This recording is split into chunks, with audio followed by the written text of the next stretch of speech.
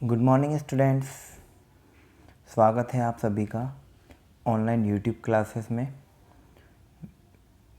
मैं अंकित आज आपके सामने लेकर आया हूँ, मतलब यूँ मानो आप कि क्लास 11th का सबसे महत्वपूर्ण टॉपिक। ठीक है, क्योंकि अगर आपने ये टॉपिक नहीं सीखा है तो आप आगे अकाउंटेंसी का पूरा बेस क्लियर नहीं कर पाएंगे। मतलब जैसे कि अपन बात करते हैं कि अगर एक घर में जैसे नींव जैसे काम करती है, वैसे ही अपना जो 11th कॉमर्स की जो अकाउंट्स चैप्टर है उसमें अपन गोल्डन रूल्स काम यहाँ पे करेंगे। नाम से आपको जैसा लग रहा होगा गोल्डन रूल्स ऑफ अकाउंट्स, मतलब ये इट इज़ वेरी इम्पोर्टेंट। ठीक है, तो अब इसको अपन पढ़ते हैं कि गोल्डन रूल्स क्या होते हैं। तो चलिए जल्दी से अपन स्टार्ट करते हैं आज का अपना टॉपिक। यस स्टूडेंट्स, अपन बात करने वाले हैं आज rules of debit and credit की। डेबिट क्रेडिट क्या होता है?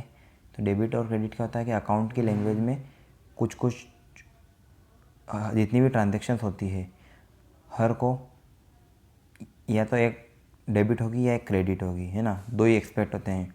Every business transaction affect two account. It is therefore important to know as to which account should be debited and which one should be credited while passing in journal. मतलब जब general entry की जाती है तब ये determine करना पड़ता है कि कौन से अकाउंट को हम डेबिट करें और कौन से वाले अकाउंट को हम क्रेडिट करें। ये वेरी इम्पोर्टेंट है। अगर आपको ये रूल पता नहीं है तो आप कभी भी एक सक्सेसफुल अकाउंटेंट या बिजनेसमैन नहीं बन सकते हैं। ठीक है, तो अब कौन से वो रूल्स होंगे अपन बात करते हैं। उसके पहले हम आपको समझा देते हैं टाइप्स ऑफ अकाउंट। जैसे कि अपन बात करते हैं अकाउंट कितने प्रकार के होते हैं। अकाउंट आपका सब्जेक्ट है, आपको पता हो स्टूडेंट्स। तो यहाँ पे आपको दो टाइप अकाउंट के मेन बताए गए हैं। पहला अकाउंट आपको बताया है पर्सनल अकाउंट्स और दूसरा बताया है इम्पर्सनल अकाउंट। ओके, तो अब इम्पर्सनल के फिर यहाँ पे दो सब पार्ट कर दिए गए हैं। इम्पर्सनल का पहला पार्ट होगा रियल अकाउंट और सेकंड में यहाँ पे बताया गया है नॉमिनल अकाउंट, है ना। इन शॉर्ट अपन बताएं तो अकाउंट तीन टाइप के होते हैं, पर्सनल अकाउंट, रियल अकाउंट और नॉमिनल अकाउंट। याद रखेंगे, ये अपने काम में आगे आएगा। ओके, अब यहाँ पे अपन बात कर रहे हैं गोल्डन रूल्स ऑफ अकाउंटिंग की, जो कि अपना आज का मेन टॉपिक है। तो गोल्डन रूल्स ऑफ अकाउंटिंग में क्या होगा, जैसा कि आपको पता है पहला अकाउंट आपका पर्सनल अकाउंट है, जिसको हम हिंदी में व्यक्तिगत खाता कहते हैं।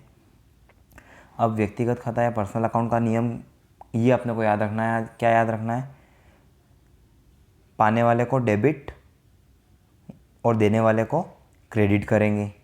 ये एक छोटी सी बात है। ठीक है, डेबिट द रिसीवर और क्रेडिट द गिवर। ओके, अब कैसे उसको अपन आगे वाली क्लास में समझेंगे, आगे वाली स्लाइड में अपन क्लियर करेंगे। आपको सिर्फ इतना सा याद रखना है कि पर्सनल अकाउंट में क्या किया जाता है, पाने वाले को डेबिट करते हैं और देने वाले को हम क्रेडिट करते हैं। मतलब debit the receiver and credit the giver. Okay students, अब सेकेंड अकाउंट है आपका यहाँ पे रियल अकाउंट, जिसको अपन बोलते हैं वस्तुगत खाता। वस्तुगत मतलब नाम से पता चल रहा होगा कोई वस्तु यहाँ पे व्यापार में होगी। अब कैसे? तो यहाँ पे गोल्डन रूल्स जो कि रियल अकाउंट से संबंधित है वो बताता है आपको कि जो वस्तु व्यापार में आएगी उसे डेबिट करेंगे और जो वस्तु व्यापार से जाएगी उसे हमको क्रेडिट करना है। ठीक है, मतलब debit what come in and credit what goes out. Okay, क्या समझ में आ रहा है ना। मतलब अगर आप कुछ खरीद के लेकर आ रहे हैं फॉर एग्ज़ाम्पल, ठीक है, एक छोटा सा एग्जांपल समझना। आपने 5,000 रुपये का कोई कैश परचेस किया है। तो 5,000 का कैश परचेस किया, फॉर एग्जांपल आपने फर्नीचर ख़रीदा, 5,000 रुपये का कैश फर्नीचर परचेस किया है। तो इस कंडीशन में देखो दो एंट्री हो रही है आपके पास, दो ट्रांजेक्शन्स हो रही है। कैसे? सबसे पहले एक तो आपके पास फर्नीचर आ रहा है, ठीक है, और दूसरा क्या हो रहा है, आपके जेब से रुपए जा रहे हैं। ठीक है, तो यहाँ पे वही वाली बात देखो, जो वस्तु व्यापार में आया है उसे डेबिट करो। तो व्यापार में वस्तु क्या आई है, यहाँ पे फर्नीचर आया है, तो फर्नीचर अकाउंट को क्या करेंगे, हम डेबिट करेंगे। और जो वस्तु व्यापार से जाए उसे क्रेडिट करो। तो अब यहाँ पे फर्नीचर आ रहा है तो व्यापार से क्या गया, पैसा गया। पैसे को हम क्या बोलते हैं, कैश बोलते हैं। तो कैश को क्या करेंगे, हम क्रेडिट करेंगे। और याद रखना है जब भी हम क्रेडिट करते हैं तो उसको टू से शो किया जाता है ना। तो टू जिसके आगे लिखा हुआ है तो आप समझना है कि उसको क्रेडिट किया गया है, ठीक है। थर्ड यहाँ पे होता है नॉमिनल अकाउंट, जिसको हम बोलते हैं नाम मात्र का खाता। तो स्टूडेंट नाम मात्र का खाता, नाम से पता चला नाम मात्र का खाता है, ये नॉमिनल अकाउंट है सिर्फ। तो ये इसमें क्या होता है, इसमें खर्च और आय को देखा जाता है।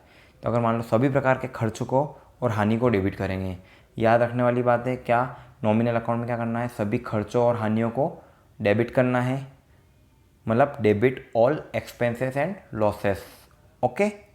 और फिर क्या करना है, क्रेडिट क्या होगा, तो समस्त प्रकार के आय और लाभ को क्रेडिट करो, मतलब credit all income and gains.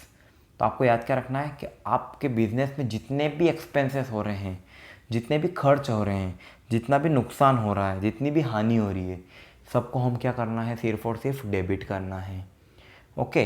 तो क्रेडिट क्या करना है, इसका अपोजिट, जैसे कि खर्च हो रहा तो आय होती है, आय को क्रेडिट, लाभ को भी क्रेडिट, ओके। तो ये नॉमिनल अकाउंट का रूल बताता है कि सभी खर्च और हानि को डेबिट किया जाता है, ठीक है।